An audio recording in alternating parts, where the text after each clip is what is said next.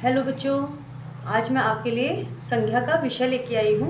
हिंदी व्याकरण का एक प्रमुख विषय है संज्ञा। आज हम इसको पढ़ते हैं और समझते हैं। अब हम इसकी परिभाषा देखें। किसी व्यक्ति, वस्तु, स्थान या भाव के नाम को हम संज्ञा कहते हैं। व्यक्ति में बेटा कौन आता है? आप, मैं, राम, श्याम, सीता, गीता। पर्टिकुलर कोई भी पर्सन जिसका नाम हो वो व्यक्ति है। वस्तु में जैसे आपके पास कॉपी, किताब, पेन, रजिस्टर, कुर्सी, मेज, ये सब वस्तु, ये सब संज्ञा। स्थान जैसे दिल्ली, कोलकाता, मुंबई, मद्रास, ये सब स्थान। जहाँ भी किसी पर्टिकुलर स्थान का नाम आ जाता है, जगह का नाम आ जाता है, वो संज्ञा शब्द है। भाव दो तरह के होते हैं बेटा, नेगेटिव और पॉजिटिव। नेगेटिव को हम क्या कहेंगे? नकारात्मक। और पॉजिटिव को हम कहेंगे सकारात्मक। अब आपको मेरी बात कुछ थोड़ी बहुत तो समझ में आई होगी। किसी व्यक्ति, वस्तु, स्थान या भाव के नाम को हम क्या कहते हैं? संज्ञा कहते हैं। अब हम इसके उदाहरण समझेंगे, ठीक है। व्यक्तिवाचक संज्ञा में अभी मैंने आपको उदाहरण तो बताए, जैसे स्थान के नाम बताए, वस्तु के नाम बताए, भाव बोले। अब भाव में हम दो तरह के भाव होते हैं, सुख या दुख, नकारात्मक या सकारात्मक, है ना। सुख में क्या आता है? कोई भी हमें हमारे अनुकूल जाता है तो वो सुख हो जाता है, जो प्रतिकूल जाता है वो दुख हो जाता है, ठीक है। अब जैसे कि अब मैं आपको, जब आप बच्चे हो, आपको बच्चों के हिसाब से समझाती हूँ। आपको कोई आपका मनपसंद खिलौना या कुछ खाने को मिला, बहुत अच्छा, आपको बहुत खुशी हुई, सकारात्मक भाव आ गया। अच्छे मार्क्स लेके आए, पेरेंट्स खुश हुए, इनाम मिला, आप खुश हो गए। लेकिन अगर इसके ऑपोजिट हो जाता है, इसके विपरीत हो जाता है, तो वो दुख वाले भाव हो जाते हैं, ठीक। अब हम संज्ञा के भेद समझते हैं। संज्ञा के भेद बेटा 3 होते हैं: व्यक्तिवाचक संज्ञा, जातिवाचक संज्ञा और भाववाचक संज्ञा। व्यक्तिवाचक संज्ञा क्या होती है? जिस संज्ञा शब्द से किसी विशेष वस्तु, व्यक्ति, स्थान विशेष का बोध हो, वहाँ पे व्यक्तिवाचक संज्ञा होती है। अब मैं आपको इजी वाले उदाहरण देती हूँ। जैसे राम बाजार गया, राम क्या हो गया इसमें? व्यक्तिवाचक संज्ञा। राम दिल्ली गया, तो यहाँ पे क्या होता है? राम और दिल्ली दोनों ही व्यक्तिवाचक संज्ञा है। बाजार अलग चीज़ है, दिल्ली जहाँ पे किसी पर्टिकुलर स्थान का नाम आ जाता है तो वहाँ पे हम व्यक्तिवाचक संज्ञा कहते हैं। कुछ तो अब आपको तो धीरे धीरे मेरी बातें समझ में आ ही जाएंगी। अब मैं आपको अगला उदाहरण देती हूँ। श्याम राम से मिलने कलकत्ता गया। अब आप बताइए, इसमें 3 संज्ञा शब्द कौन कौन से हो गए? राम, श्याम और कलकत्ता। तो ये, क्योंकि राम और श्याम तो व्यक्ति का नाम हो गया, कलकत्ता स्थान का नाम हो गया, तो यहाँ पे इस सेंटेंस में 3 शब्द आते हैं व्यक्तिवाचक संज्ञा के। अगली जो है संज्ञा का जो है भेद, वो है जातिवाचक संज्ञा। अब जातिवाचक संज्ञा में क्या आएगा? जिन संज्ञा शब्दों से किसी व्यक्ति, प्राणी, वस्तु एवं स्थान आदि की पूरी जाति का ज्ञान प्राप्त होता है, वहाँ पे जातिवाचक संज्ञा होती है। अब जातिवाचक संज्ञा में हम आपको सबसे इजी उदाहरण बताते हैं। आपकी कक्षा में क्या होता है बेटा? ग्रुप्स होते हैं बच्चों के। तो कक्षा जो है क्या बन गया? जातिवाचक संज्ञा। अगर हम कहीं भी कहते हैं स्कूल में क्लासरूम में बच्चे, तो बच्चा, कोई एक अकेला बच्चा तो क्लास अटेंड नहीं कर सकता। स्कूल यानी पूरा विद्यालय में एक टीचर अकेला नहीं पढ़ा सकता। तो अध्यापक और अध्यापिकाओं की भी पूरी जाति, पढ़ने वाले बच्चों का भी पूरा ग्रुप। तो वहाँ पे जहाँ झुंड और समुदाय की बात आ जाती है, जाति, तो वहाँ पे जातिवाचक संज्ञा हो जाता है। अब मैं आपको समझाती हूँ, देखो आराम से, अच्छे से समझो। नदियाँ, अब जहाँ पे नदी शब्द आ जाता है ना बेटा, वहाँ पे जातिवाचक संज्ञा हो जाएगा। जहाँ हम कहेंगे कि हम भारत में अनेकों नदी हैं, तो नदी कोई एक पर्टिकुलर नदी नहीं है, यहाँ पे बहुत सारी नदी है, तो वहाँ पे जातिवाचक संज्ञा है। अगर इसी नदी को मैं अगर नाम लेके कह देती हूँ, गंगा नदी, यमुना नदी, तो वो एक, वहाँ पे कौन सी संज्ञा? वो व्यक्तिवाचक संज्ञा आ जाएगी। तो इस तरीके से व्यक्तिवाचक संज्ञा और जातिवाचक संज्ञा सेंटेंस के हिसाब से चेंज होती रहती है। इस बात का हमेशा ध्यान रखना पड़ेगा हमें एग्जाम में, पेपर करते टाइम कि हम जातिवाचक और व्यक्तिवाचक संज्ञा की हम पहचान रखें। जहाँ पे पूरा समुदाय की बात आती है, झुंड की बात आती है, ग्रुप की बात आती है, वहाँ पे जातिवाचक संज्ञा है। जहाँ पे किसी पर्टिकुलर एक नदी, एक वस्तु, एक व्यक्ति, वहाँ पे क्या है, व्यक्तिवाचक संज्ञा। अब मुझे लगता है आप लोगों को मेरी बात अच्छे से समझ में आ रही होगी। चलो अब हम तीसरी संज्ञा लेते हैं, भाववाचक संज्ञा। भाववाचक संज्ञा मैंने आपको स्टार्टिंग में बताया था डेफिनेशन में, दो तरह से, सकारात्मक और नकारात्मक। उदाहरण याद आया आपको मेरा कि अगर हमारी पसंद की चीज़ मिली, सकारात्मक भाव आया, खुशी का भाव आया, उसके ऑपोजिट होता है तो दुख का भाव आया, नकारात्मक भाव आया।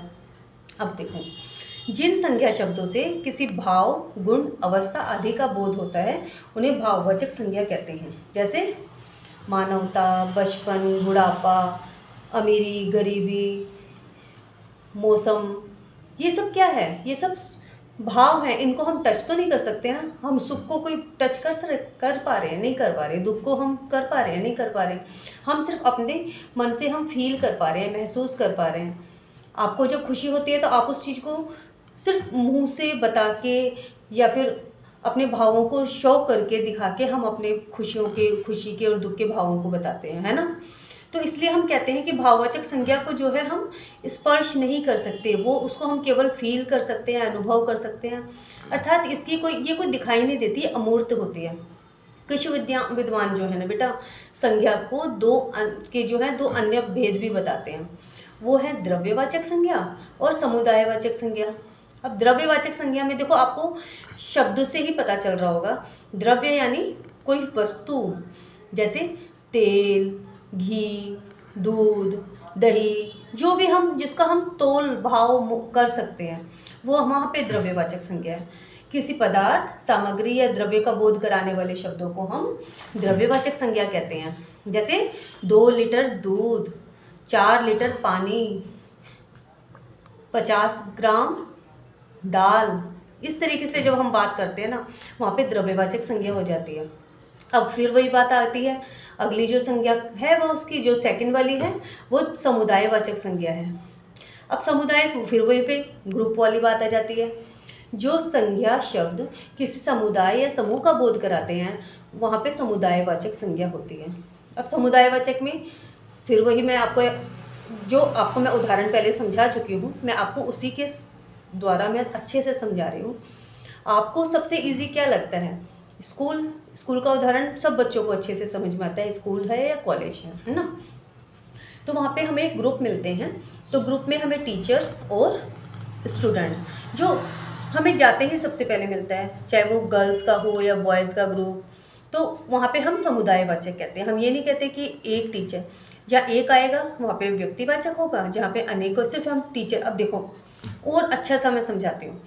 पंडित जी देश के प्रथम प्रधानमंत्री थे।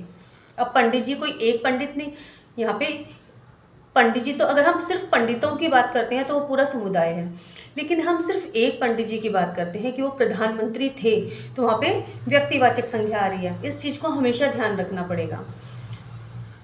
अब हम बात करते हैं कि जो वास्तव में जो मैं आपको समझाना चाहती हूँ कि जो द्रव्यवाचक संज्ञा और जो समुदायवाचक संज्ञा है ना बच्चों, ये कोई अलग नहीं है, ये हमारे इंग्लिश जो ग्रामर है उसके हिसाब से बनाई गई है।